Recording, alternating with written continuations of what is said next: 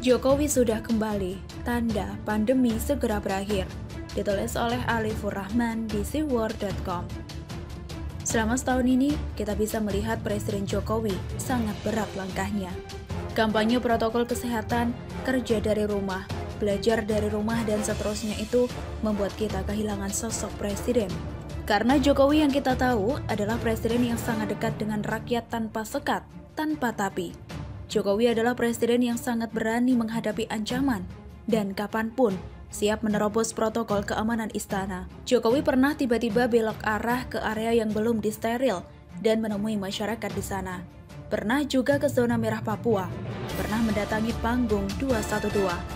Saat Jokowi ke Afghanistan, beliau cerita ada banyak orang yang menyarankan agar kunjungan tersebut dibatalkan karena rawan. Ketika Jakarta diteror bom, ini sebenarnya adalah tanda betapa jantung pertahanan kita cukup lemah. Tapi, Presiden datang ke lokasi hari itu juga, membatalkan semua agendanya, buru-buru balik ke Jakarta. Presiden hadir dengan pesan jelas, lokasi ini sudah steril dan aman. Jakarta aman, mari kita beraktivitas seperti biasa. Tapi, selama setahun ini kita kehilangan sosok Presiden Jokowi, karena lebih sering di istana dengan segala protokol yang ribet itu. Pakai masker, masih pakai face shield, masih harus tes pula. Bedanya Jokowi tiap minggu tes, jadi kebayang setahun itu 52 minggu. Berarti Presiden kira-kira sudah tes sebanyak 52 kali, dan semuanya negatif. 52 kali tes, 52 kali negatif.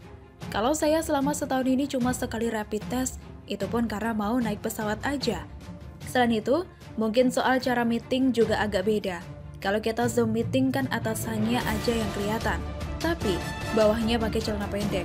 Nah, Presiden enggak, karena kalau meeting sama menteri tetap pakai celana. Jokowi yang kita kenal nekat, nggak takut dengan ancaman, selalu ingin menemui rakyatnya.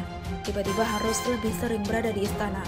Maka wajar kalau oposisi banyak ngejekin, kapan Presiden belusukan? Kok Presiden takut dan seterusnya? Karena belusukan itu memang salah satu kekuatan seorang Jokowi. Kalau Jokowi nggak belusukan, itu ibarat kita datang kondangan tapi nggak bawa pasangan, garing, nggak ada pegangan.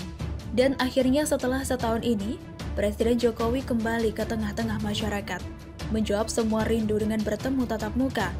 Sampai di sini mungkin akan ada yang bertanya, apa efeknya? Apa pentingnya? Bagi yang tidak merasakan rindu, ini nggak penting. Tapi bagi kita yang telah lama nggak ketemu, selama ini cuma bisa video call, pertemuan ini luar biasa pentingnya. Tatapan dari mata ke mata tanpa sekat layar itu sebuah keajaiban, yang mampu memunculkan semangat dan juga keberanian. Bahwa kejadian ini membuat Munarman kepanasan, dan Fadlizon juga ingin agar Presiden ditindak kayak Rizik. Ya, mereka ini memang sejenis sih ya. Munarman sama Fadlizon ini sejenis. Munarman itu dulu bikin hoax anggota FPI nggak bawa senjata, tapi ternyata nembakin polisi. Fadlizon sama, bikin hoax Ratna Sarumpait digebukin sampai bonyok, hoax polisi nembakin pendemo, dan banyak lagi. Jadi, kalau sekarang mereka pura-pura nggak paham soal progres dan kerumunan, yaitu memang tugas politik mereka. Rizik tidak ditangkap karena kerumunan bandara, karena itu bukan undangan resmi dari Rizik. Tapi, Rizik ditangkap karena menggelar hajatan pernikahan besar-besaran di Petamburan. Presiden Jokowi di NTT itu bukan hajatan, bukan undangan. Masyarakat datang dengan sendirinya. Jadi, ya sudahlah, biarkan Rizik menjalani sisa hidupnya di penjara. Karena, kalau nggak ada kasus kerumunan Petamburan, toh kasus Rizik memang banyak kan? Terakhir, terima kasih kepada Presiden Jokowi yang kembali hadir di tengah masyarakat. Terima kasih sudah mengobati rindu ini. Semoga kerumunan di NTT dapat menjadi pelajaran berharga. Sebuah pesan jelas bahwa rakyat tidak pernah takut menghadapi virus itu. Dan semoga ini menjadi sebuah tanda akan kembali normalnya aktivitas dan kegiatan bisnis sosial masyarakat. Agar kita bisa menjadi manusia yang sesuai dengan fitrahnya. Agar ekonomi kembali normal, agar kita kembali bisa liburan dan menikmati kehidupan dunia ini dengan sebaik-baiknya. Begitulah Kurator.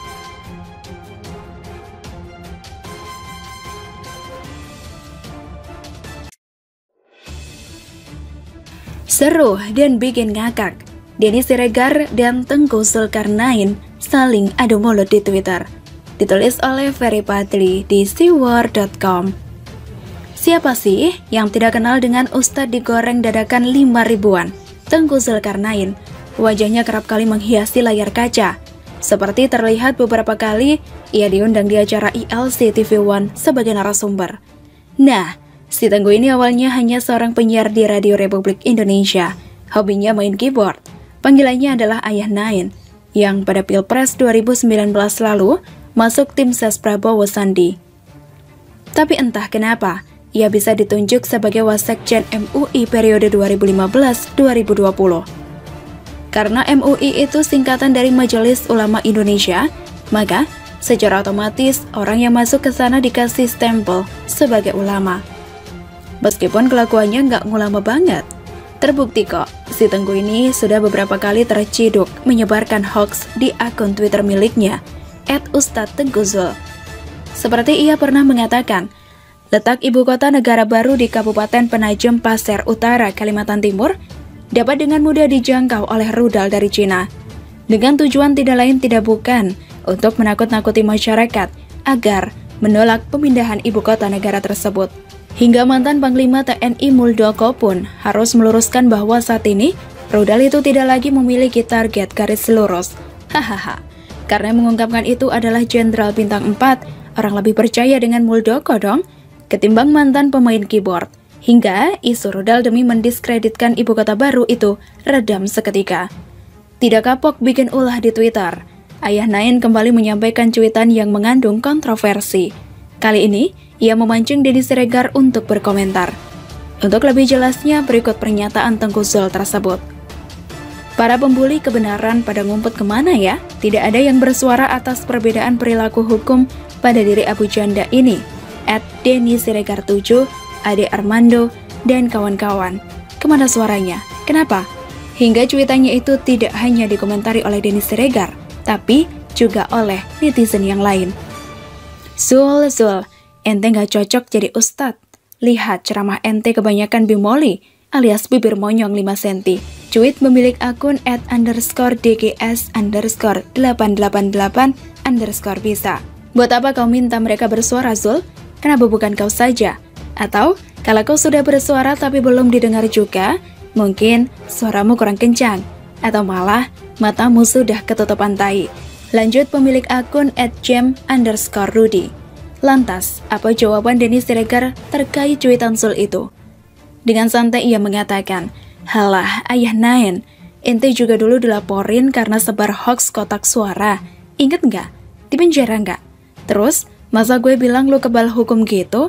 Mainkan aja organ tunggalnya. Tarik mang. Hahaha. Tidak mau kalah, Zul pun membalas cuitan Denny Siregar itu. Terkait hoax surat suara yang dulu pernah disebarkannya, ia ngeles kalau dirinya kala itu sekedar bertanya.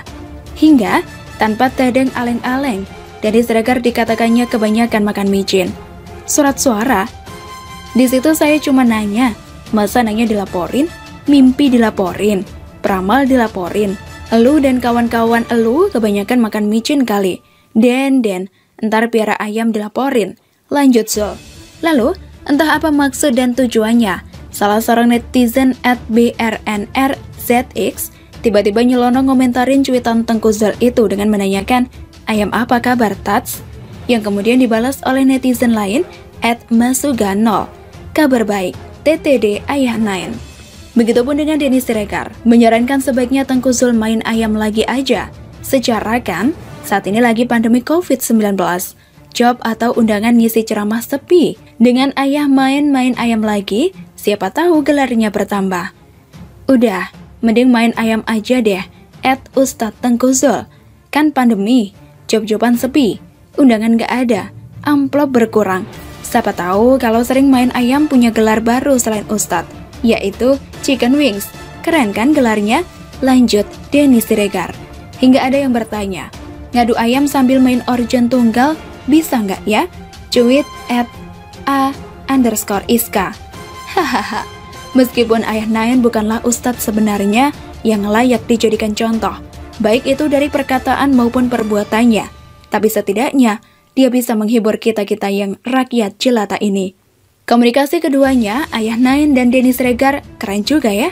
Berasa kakak adik yang lagi berantem. Ayo, semangat terus Ayah Naen, winner-winner chicken dinner, selalu